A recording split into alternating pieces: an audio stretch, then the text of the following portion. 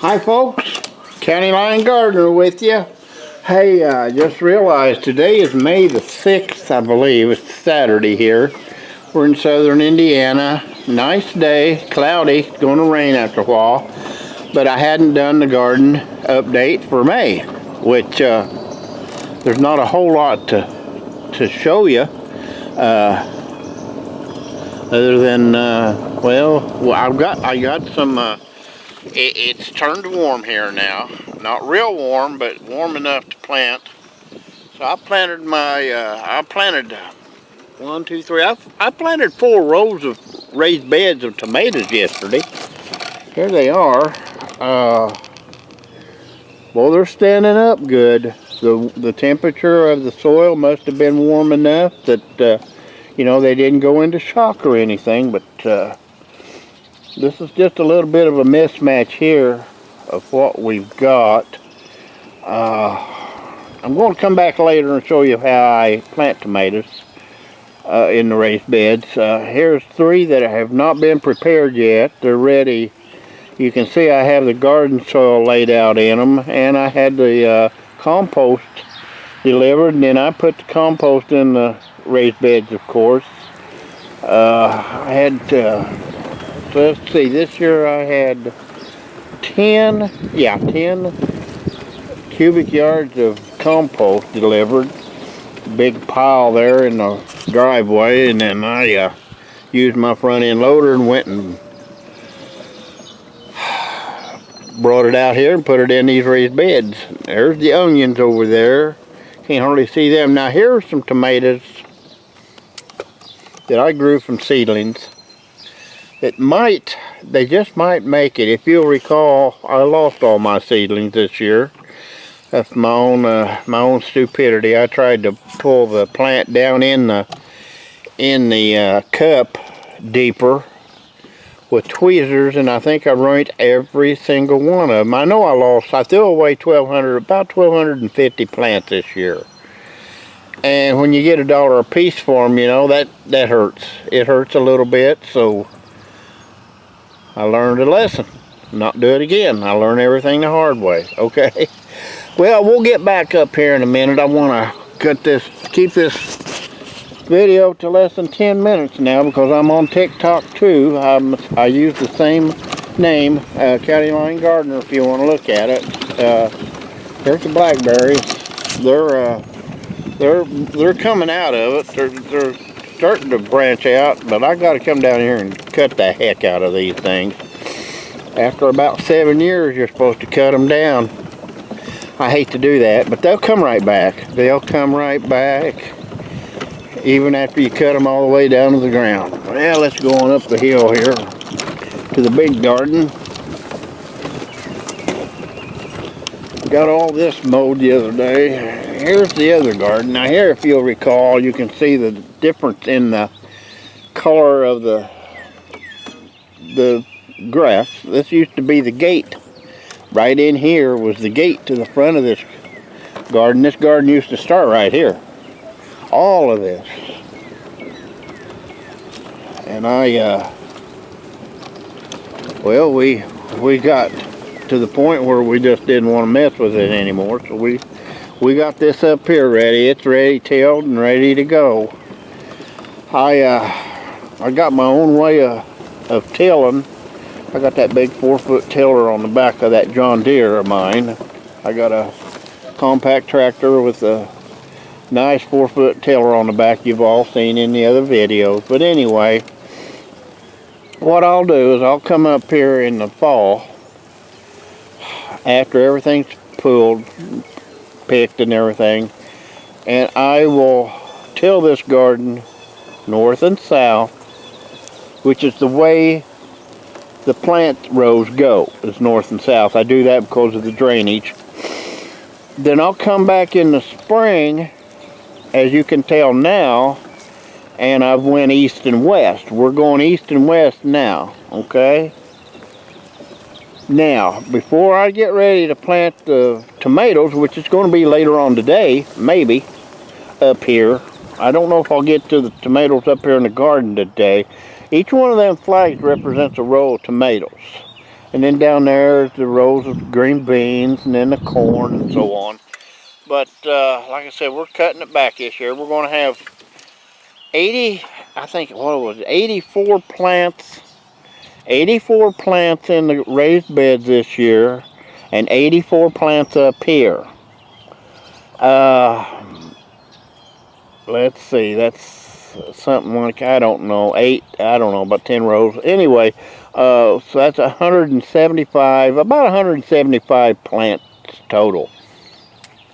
And we do that because we like to sell our produce here at the house. We don't go to the market anymore.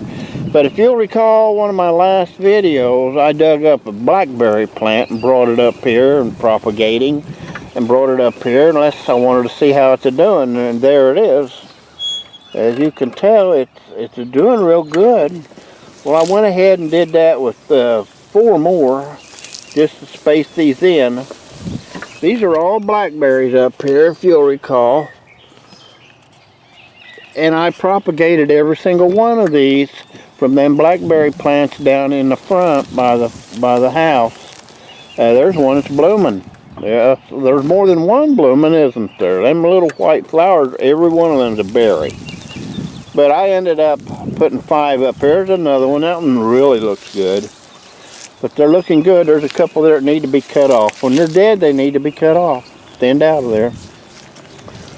But I can't hardly keep up with it. I got 1,100 feet of blackberries now. But I got all I want, I think. Oh man, we'll just go on down around this way and go back to the house. Like I said, I got to keep this down to 10 minutes. But like I said, each one of these rows represents a row of tomatoes down to here. Then there's a 16-foot buffer so I can turn that tractor around. And then we start on the 8 rows of green beans. They're 6 feet apart. They will go to here. There's a 8-foot buffer here, road, access road, and then here will be the sweet corn. 1, 2, 3, 4, 5 rows of sweet corn, 3 rows of Indian corn, and here on the last row is going to be our cucumbers and peppers.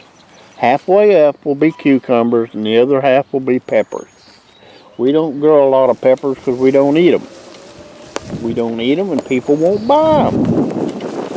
I don't know why. But anyway, we'll get back to the house here. And I'll get set up and I want to show you how I plant a tomato plant, okay? I'll be right back. Okay folks, we're back. Really quickly here, I'm going to show you, this is my raised bed.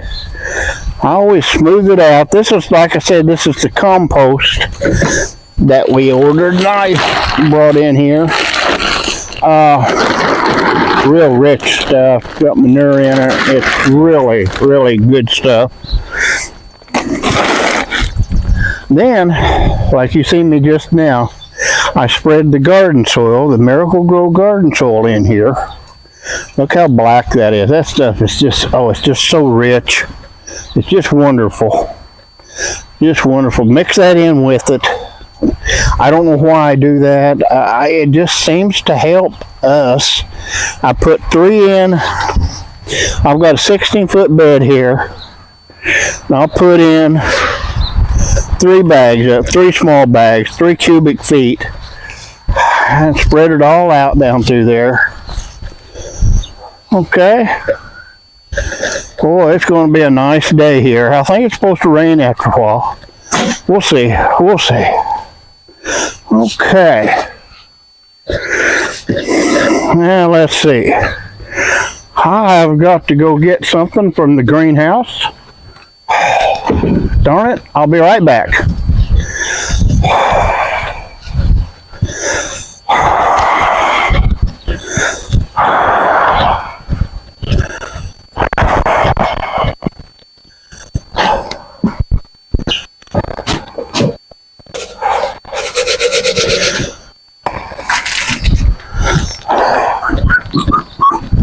Okay.